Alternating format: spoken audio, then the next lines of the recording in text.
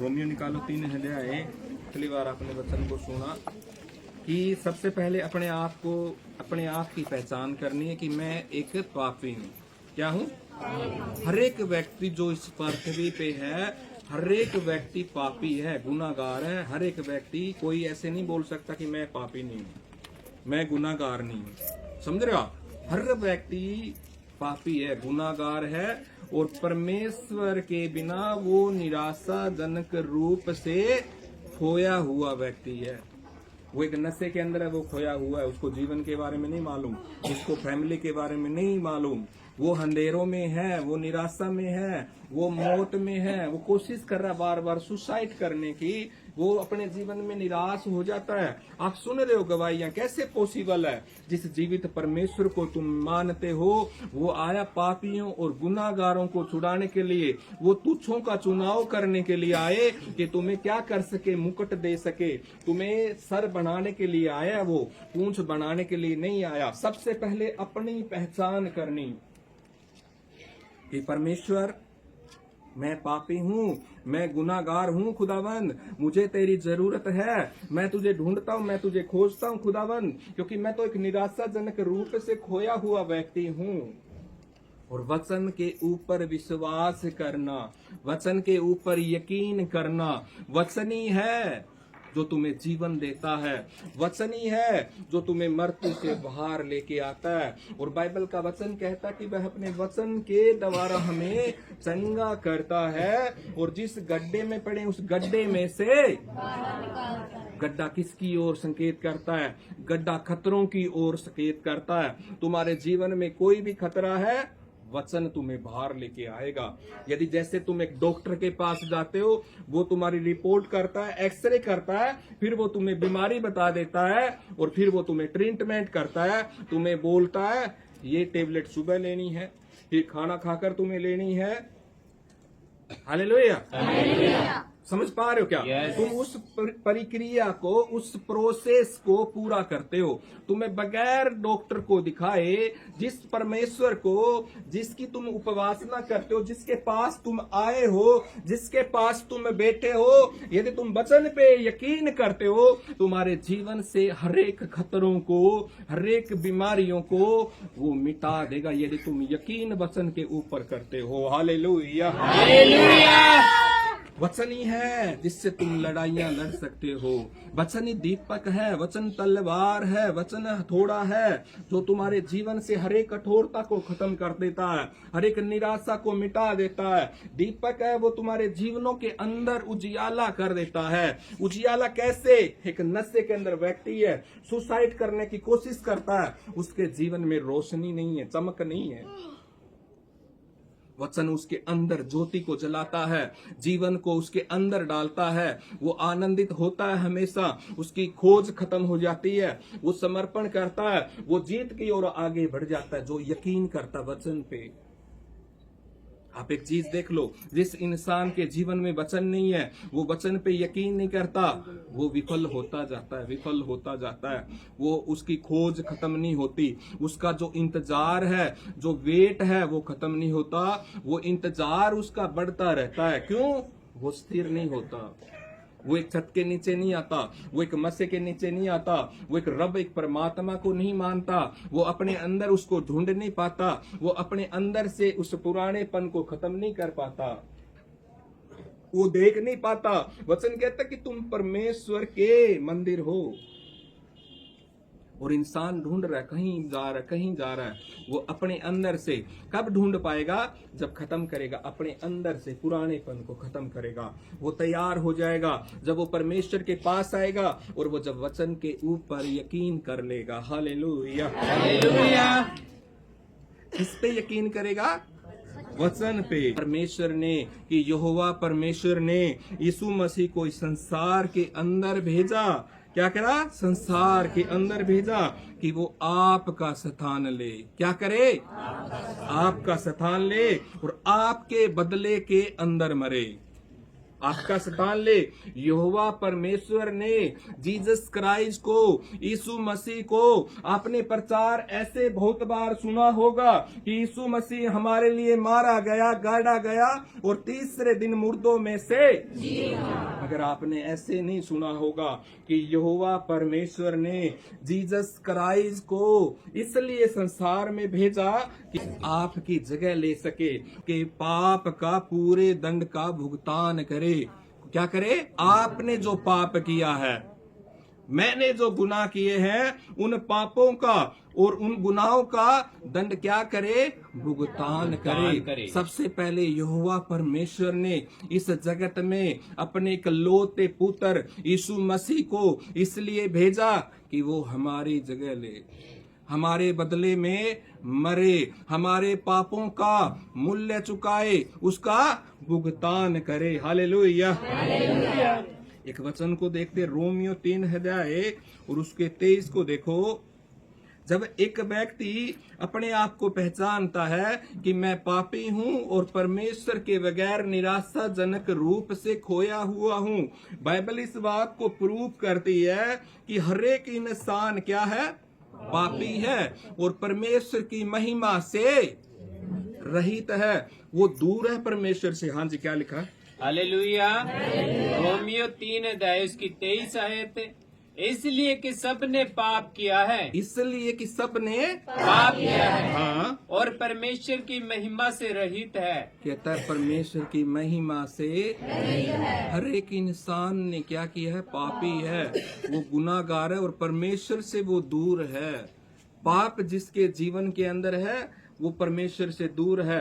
पाप परमेश्वर से शत्रुता उत्पन्न करना है, परमेश्वर से दूरी उत्पन्न करना है। बहुत सारे लोग परमेश्वर में आते हैं कि हम 15 साल से परमेश्वर में हैं, 20 साल से परमेश्वर में हैं और सुसाइड करना चाहते हैं, डिवोर्स हो रहे हैं, बच्चे नशों में जा रहे हैं। कैसे पॉसिबल है? सही शिक्षा का ना होना, सही ज्ञान का ना होना उनको जीवन से अलग लेके जाता है। मृत्यु की ओर वो लोग बढ़ते जाते हैं। क्यों? वचन जीवन में नहीं है, सही मार्गदर्शन करने वाला नहीं है, सही शिक्षाओं को बताने वाला नहीं है। आज लोग भाग किसकी तरफ रहे हैं? वचन की खोज नहीं कर रहे हैं। जो उनको लुभा रहा है वो उसकी ओर दौड़ रहे हैं, वो वचन की तरफ नहीं भाग रहे हैं।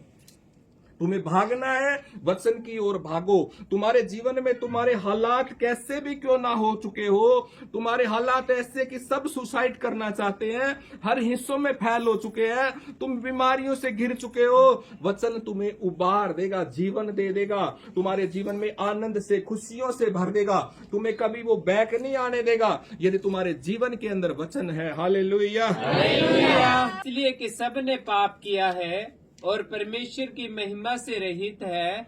कहता सब ने क्या किया है? पाप किया है और परमेश्वर की महिमा से रहित है। फिर निकालो रोमियो 5 अध्याय उसकी 8 को देखो। रोमियो 5 अध्याय उसकी 8 आयत, परंतु परमेश्वर हम पर अपने प्रेम की भलाई इस रीति से प्रकट करता है कि जब हम पापी ही थे तभी मसीह हमारे लिए मरा। कहता है परमेश्वर अपने प्रेम की भलाई इस रीति से प्रकट करता है कि जब हम क्या थे? पापी ही थे। जब हम क्या थे? पापी ही थे। पापी ही थे। कब तक पापी थे? जब तक हम परमेश्वर को जानते नहीं है, जब तक हम परमेश्वर को मानते नहीं है, जब तक हमारे पास वचन नहीं है, हमें मालूम ही नहीं होता पाप क्या है और पाप क्या नहीं है। हालेलुया। हाँ जी। पापी ही नहीं थे तभी मसीह हमारे लिए मरा। कहता है जब भी हम पापी थे तभी परमेश्वर हमारे लिए क्या हुआ? मरा। सिर्फ यही नहीं कि वो मरा, यह नहीं कि वह मर गया या उसने हमारे लिए अपने प्राण दिए, परंतु वह कब्र के अंदर, सुनो ध्यान से, परंतु वह कब्र के अंदर, यह नहीं कि वह सिर्फ मारा गया, उसने हमारे लिए प्राण दिए, परंतु वो कब्र के अंदर दफनाया गया। किसमें? कब्र के अंदर दफनाया भी गया। ऐसा नहीं कि सिर्फ मारा ही गया, ऐसा ही नहीं, वो दफनाया गया कब्र के अंदर। हालेलुया।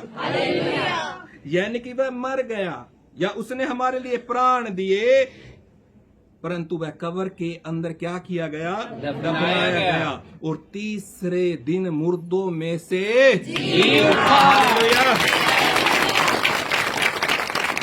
तीसरे दिन मुर्दों में से जी उठा, अर्थात पुनरुत्थित हुआ और सदा के लिए जीविता है और परमेश्वर के सामने हमारी वकालत करता है। तुम जिस परमेश्वर को मानते हो, जिस परमेश्वर के लिए तुम यहाँ पर बैठे हो, वो युगानुयुग जीवित परमेश्वर है।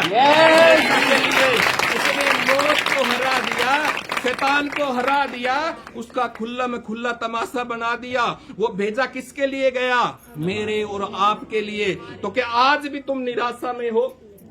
क्या तुम आज भी तुम्हारे हालात नहीं सुधरेंगे? वो सब कुछ क्रूस के ऊपर पूरा कर चुका है। यदि आज समर्पण करते हो, अपने गुनाहों को मानते हो और मन फिराते हो, सदा के लिए तुम्हारे जीवन में कोई मरी हुई चीज नहीं रहेगी, मरे हुए हिस्सा नहीं रहेंगे। बाइबल प्रूव करती है कि जिस आत्मा ने यीशु मसीह को मुर्दों में से जिलाया, वही आत्मा तुम्हारी मरणहार देह को क्यों न जिंदा करेगा? वो जिंदा करेगा। खुदाबंद आज कहाँ पर है? सिंहासन में है। वो सदा के लिए क्या है? क्या है? जीवित है। वो इसलिए जीवित है कि हमारे लिए परमेश्वर के सामने हमारी क्या करे? वकालत करे। तुम इस तरीके से प्रचार नहीं सुना कि यहोवा परमेश्वर ने यीशु मसीह को संसार में भेजा कि वो आपकी जगह ले, आपके बदले में मरे, आपके पापों का मूल्य भुगतान करे, प्राइस पे करे। समझ पा रहे हो क्या? हाँ जी। पहला कुरिन्थियों और उसका 15 अध्याय और उसकी 1 से 5 तक हम देखते हैं। हालेलुया। पहला कुरिन्थियों उसकी 15 अध्याय उसकी 1 आयत से पढ़ेंगे। हे भाइयों, अब मैं तुम्हें वही सुसमाचार बताता हूँ जो पहले सुना चुका हूँ, जिसे तुमने अंगीकार भी किया था और जिसमें तुम सिथर भी हो।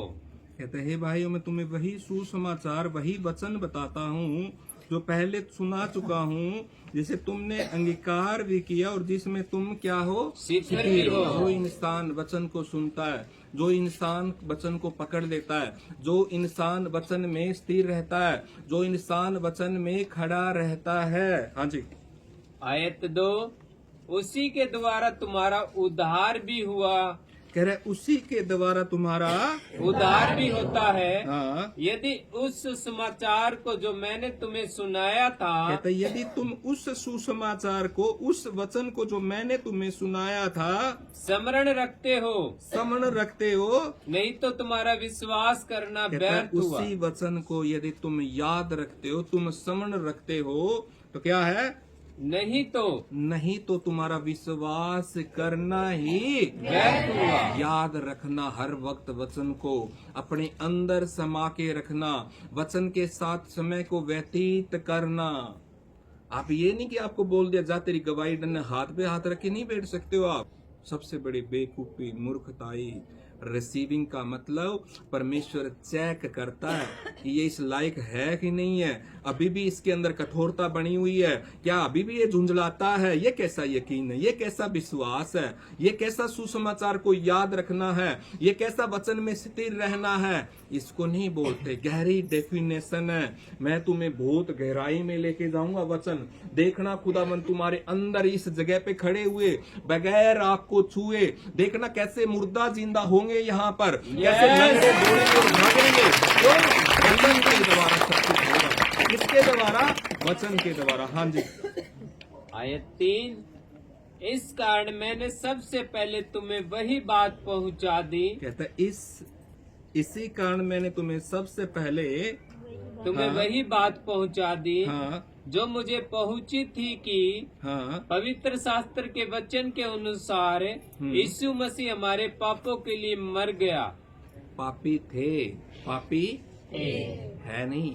क्यों नहीं है? पापी क्यों नहीं है? यीशु मसीह हमारे पापों के लिए मर गया। एक इंसान अपने पापों को मान लेता है, गुनाहों को मान लेता है, पश्चाताप कर लेता है, अंगीकार कर लेता है और अपने मन को फिरा लेता है, फिर वो पापी होता नहीं है। क्यों? उसके पाप का प्राइस पे करा जा चुका है।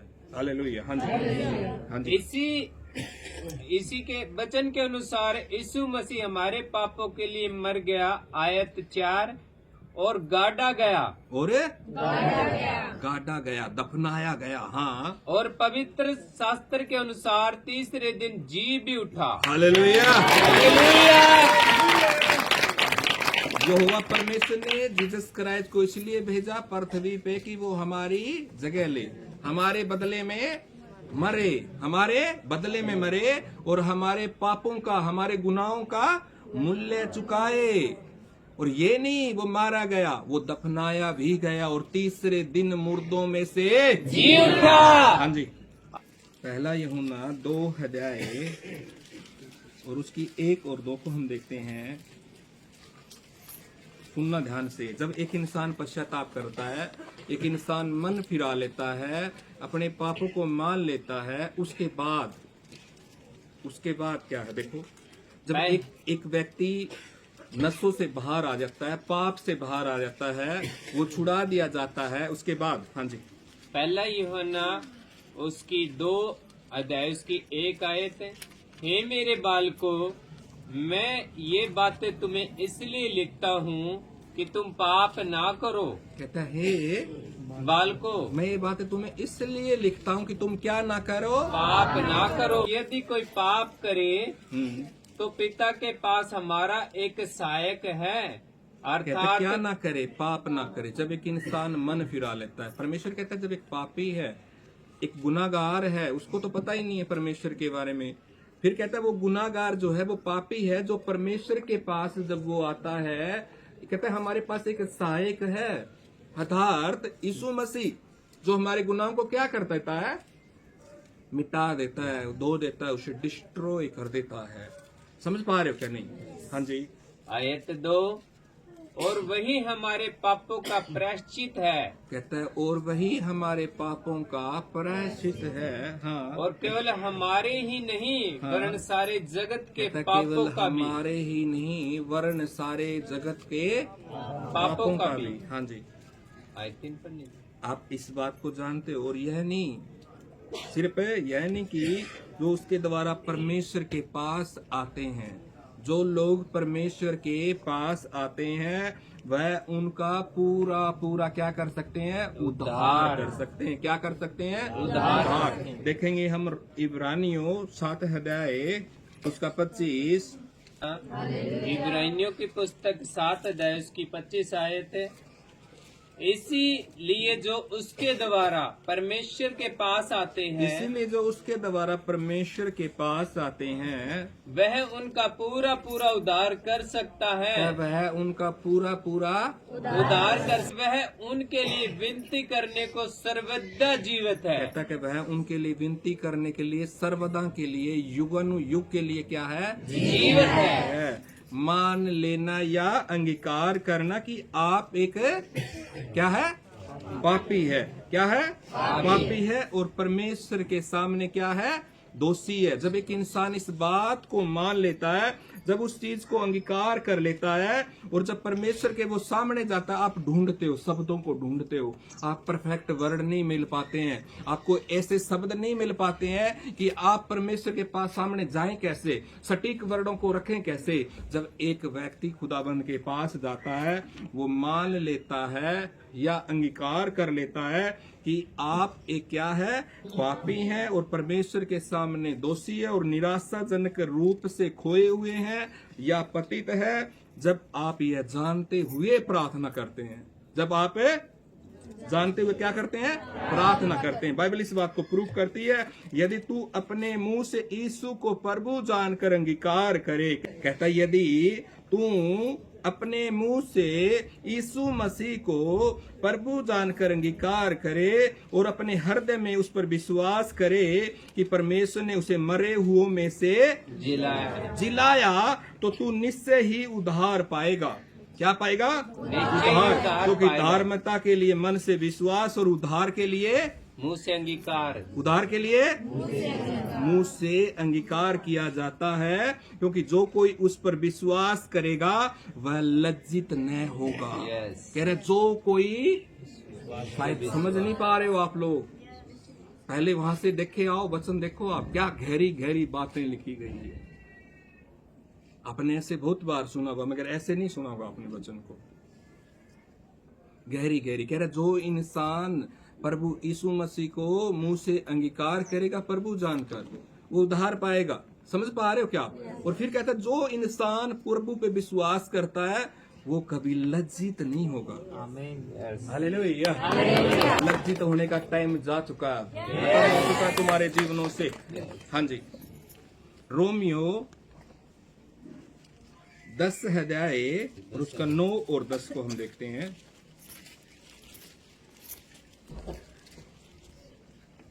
हाँ जी, हाँ जी। हालेलुया।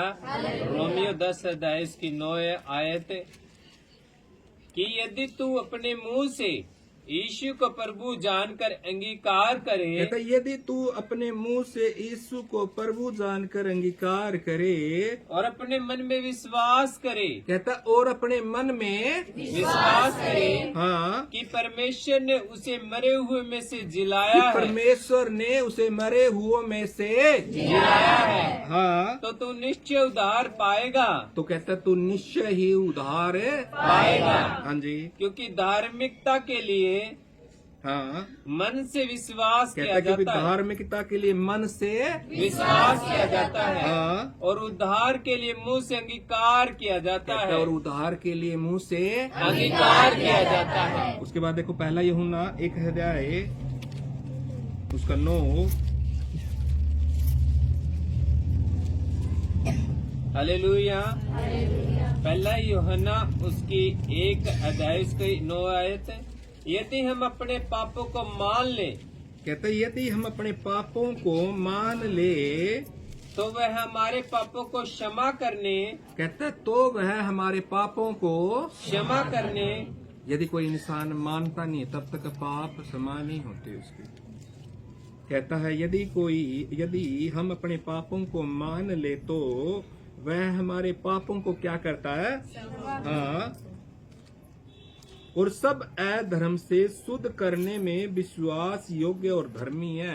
कहता है सब अधर्म से, कहता है यदि हम अपने पापों को मान ले तो वह हमारे पापों को क्षमा करने और हमें सब अधर्म से शुद्ध करने में विश्वास योग्य और धर्मी है। धर्मी है। यदि जब एक व्यक्ति जब पापों को मान लेता है वो धर्मी हो जाता है, वो धर्मी हो जाता है। फिर क्या करना है जीवन के अंदर? फिर क्या करना है कि परमेश्वर की जो आज्ञाएं हैं, परमेश्वर की जो प्रतिज्ञाएं हैं, परमेश्वर की जो वाचाएं हैं, उन पर निर्भर बने रहना, उन आज्ञाओं को मानना, उन आज्ञाओं पर चलना, न कि अपनी भावनाओं पे चलना, न कि अपने सिद्धांतों पे चलना।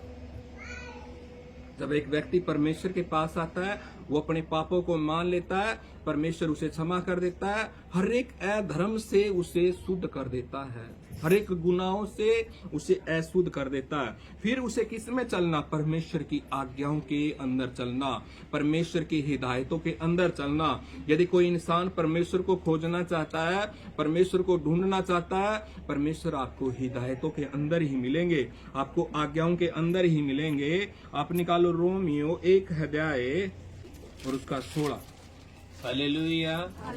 रोमियो 1 अध्याय की 16 आयत, क्योंकि मैं सुसमाचार से नहीं लजाता। कहता मैं सुसमाचार से नहीं लजाता। हाँ जी। इसलिए कि वह हर एक विश्वास करने वालों के लिए, कहता हर एक विश्वास करने वालों के लिए, पहले तो यहूदी, हाँ, फिर यूनानियों के लिए, हाँ, और उद्धार के निमित्त परमेश्वर की सामर्थ है। कहता है परमेश्वर की क्या है? सामर्थ है। घोषणा करें। क्या करें? घोषणा करें। जान ले कि आप विश्वास के द्वारा प्रभु यीशु मसीह के लहू के द्वारा और सुसमाचार में और वचन में बचाए गए हैं और सब पापों से शुद्ध किए गए हैं, क्योंकि अपने परमेश्वर की शर्तों को क्या कर दिया? पूरा कर दिया। जब आप हिदायतों को चलते हैं, आप ध्यान से यदि वचनों को पढ़ा तो अपने जीवन के अंदर तुम्हें 2 पॉइंट मिल गए। एक, परमेश्वर के पास जाने के लिए सटीक वर्ड आपको मिल गया। यदि आप पकड़ पाए हो, यदि आप आत्मा में हो, मैंने बोला आपको आज शरीर में नहीं रहना, आत्मा में, और आपको जो वचन बताए जा रहे तरीके से नहीं समझे होंगे आपने यही सुना, चाहे आप 15 साल से परमेश्वर में हो, कि यीशु मसीह हमारे लिए मरा गया, गाड़ा गया और तीसरे दिन मुर्दों में जीव दिया। यही डेफिनेशन, यही सीख रखी है, यही हम लोगों को भी बताते हैं, सिखाते भी हैं, मगर रियलिटी ये है कहता घोषणा करे और जान ले कि आप विश्वास के द्वारा प्रभु यीशु मसीह के लहू में और सुसमाचार में और वचन में आप बचाए गए हैं और सब पापों से शुद्ध किए गए हैं, क्योंकि आपने परमेश्वर की शर्तों को क्या कर दिया, पूरा कर दिया। उचित विश्वास और पापों से मन फिरा लिया। आपने उचित विश्वास कर लिया और पापों से मन फिरा लिया। यूहन्ना 3:16। हालेलुया। यूहन्ना 3:16 आयत। क्योंकि परमेश्वर ने जगत से ऐसा प्रेम रखा है कि अपने अपना इकलौता पुत्र दे दिया, ताकि जो कोई इस पर विश्वास करे वह नष्ट न हो परंतु अनंत जीवन पाए। कहता है जो व्यक्ति परमेश्वर पर विश्वास करे वह नाश ना हो परंतु अनंत जीवन पाए। वो नाश ना हो किसी भी हालात में, क्योंकि परमेश्वर ने जगत से ऐसा प्रेम की रखा कि अपना इकलौता पुत्र इस जगत में दे दिया ताकि जो कोई इस पर विश्वास करे, जो कोई उस पर विश्वास करे, जो कोई उस पर यकीन करे, वह नष्ट ना हो, परंतु अनंत जीवन पाए। हालेलुया। रोमियो 3:25 में उसके लहू के कारण एक ऐसा प्रायश्चित ठहराया जो विश्वास करने से कार्यकारी होता है, कि जो पाप पहले किए गए और जिनकी परमेश्वर ने अपनी सहनशीलता से अनाज्ञाकारी के कारण ध्यान नहीं दिया, उनके विषय में अपनी धार्मिकता प्रकट करे। कहता है उनके विषय में क्या करे, अपनी धार्मिकता प्रकट करे। जब सब कुछ एक व्यक्ति पा लेता है, एक मसीह व्यक्ति, एक मसीह कार्यकर्ता को सही या ठीक अच्छा जीवन जीना चाहिए। जब सब कुछ वो कर लेता है, उसके गुनाह पाप सब कुछ धुल जाते हैं, वो जब अपने पापों को मान लेता है तो उसे क्या कर लेना चाहिए, एक अच्छा जीवन जीना चाहिए। जीवन परिवर्तन मतलब नया जीवन पाना, क्या करना नया जीवन पाना, पुराना खत्म कर देना। कहता है इसलिए हे भाइयों, मैं तुम्हें परमेश्वर के नाम से समन दिलाकर विनती करता हूँ कि अपने शरीर को जीवित पवित्र परमेश्वर को भावता हुआ बलिदान करके चढ़ाओ। कहता है यही तुम्हारी आत्मिक सेवा है। कहता है इस संसार के सदृश न बनो, परंतु तुम्हारे मन के नए हो जाने से तुम्हारा चाल चलन भी बदलता जाए। हालेलुया।